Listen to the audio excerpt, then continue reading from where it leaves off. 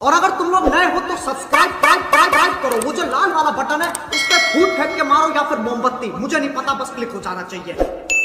एहे, रहा नहीं जाता, तड़प ही ऐसी है ना। नहीं नहीं तो रुको जरा, सब्र करो।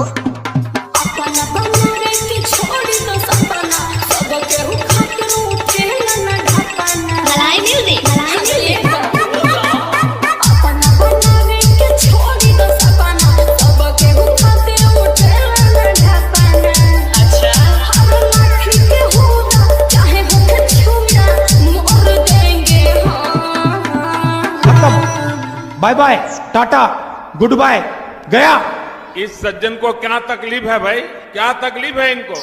अगर तुम मिल जाओ, अरे तो का कर ले वो पलंगिया तोड़ देंगे हम। अगर तुम मिल जाओ, पलंगिया तोड़ देंगे हम। और मरता है एकदम खपली बड़ा। कौन है ये लोग? कहां से आते हैं? मलाई म्यूजिक, मलाई म्यूजिक, मलाई म्यूजिक।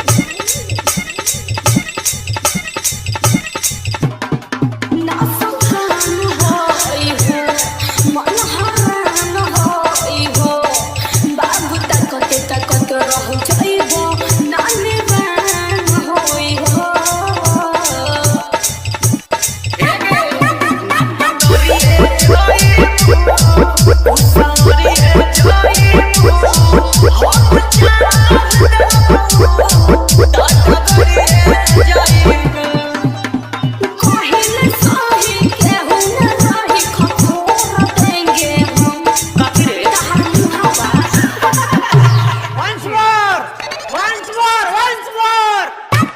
अगर तुम मिल जाओ, ढेर ना उड़ा दे पलंगिया तोड़ देंगे हम।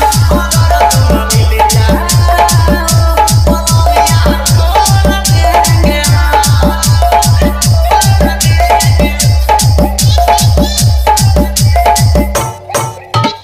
गजब बेइज्जती है। Your question? मैं नहीं बताऊंगा।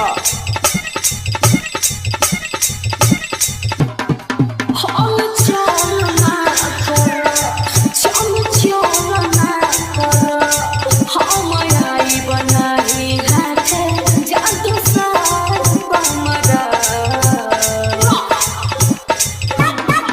जियल कोरी है, पिंकुला कोरी है, चले जा जय पूजा, तोनी हाल कोरी है। सुनो ये बाबू, खाना भी खाओ, और देंगे हम।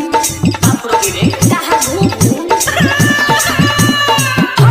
मारो हमको, मारो हमको, जिंदा मत छोड़ो सालो।